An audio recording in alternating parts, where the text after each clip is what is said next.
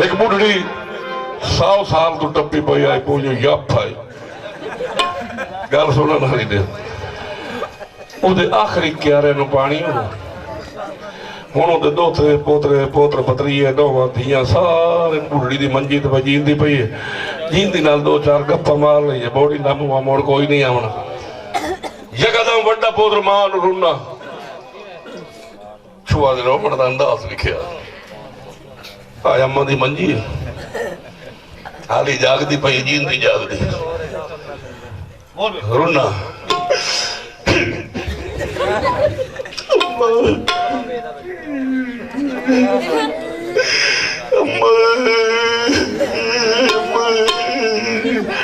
या मुंह वेखे ना थोड़ा जिहा उत्थे होर पटी जावे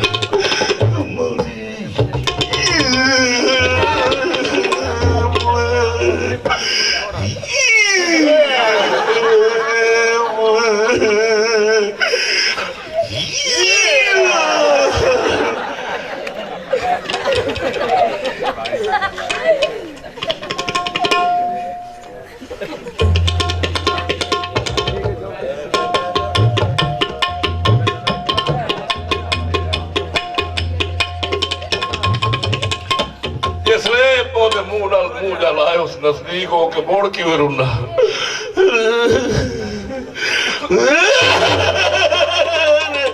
इतने तक बुढ़ड़ी बोल पे बुढ़ड़ भाई आखे सबर करो बजड़ा सबर करो क्या रोना ने सूर ने बचे हो मैनू जींदी नू पिट्टी जांदे हो तानू गड़ा के यार वड्डा पोतर पे आखे अम्मा असी तेरी मारो नहीं रोंदे पे तू लाख मेरी मारो ते असा तो इस वास्ते रोंदे पे हैं भाई किदा काशा रखी हुई तो सानू दस किदों काशा लवणी देवनी तो तां सानू दस हुण ओ बुढ़ड़ी दसे पे बजड़ा 20,000 मोतियां दा देवना 30,000 इत्थे पीरां दा देवना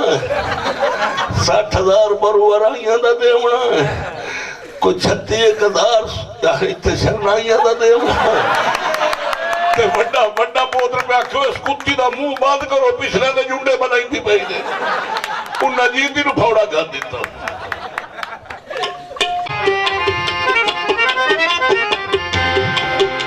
दो मिनट दो पावली है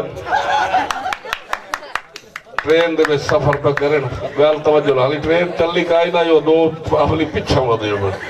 कम अज कम 2 किले सफर के पिछे हो सुन के 2 किले पिछो दो पितरे सके पितरे पावली हो दो सुन के भाईया त्रिया नाल एक जट ही रल गया उन्होंने जट पे आखे पितरेर कि जाऊ दो पावली पे आखे जा बनाता है इतों आई ते जाओ ट्रेन जाए जट पैके वाल के आओ मोड़ा पापा हूँ पिछा बने पावली पैके एडा रोना ही कोई नहीं ये 4 पई ना ते बजदी ते 4 पैसा लाओ जनाब 3 जने टोर पे 2 पावली ते 1 जट त्रिखे त्रिखे रलकदे आवे इतने तक टाइम खत्म हो गया गड्डी दा हुण ट्रेन दे ड्राइवर हारण कीता पुराने इंजन होंगे जेडे कोलियां ते चलदे उन्हां तो ज्यादा घोड़े उन्होंने ड्राइवर होंगे उन्होंने हारण भी एडे बदतमीज होंगे बिजलियां सवारियां 3 दे डोरी हुई वधी उस हारण किया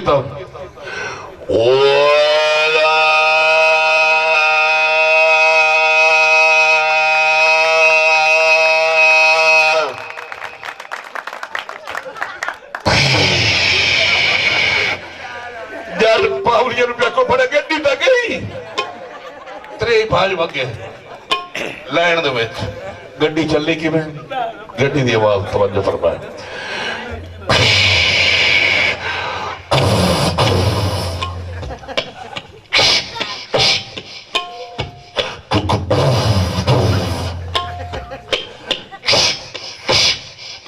ड्राइवर बाहर निकल के पीछा परती के वेखे ना ते 3 स्पीड बत्ती आ ड्राइवर डर गया भैया डाकू ने लुटू उस दिल समझे ड्राइवर स्पीड बता दी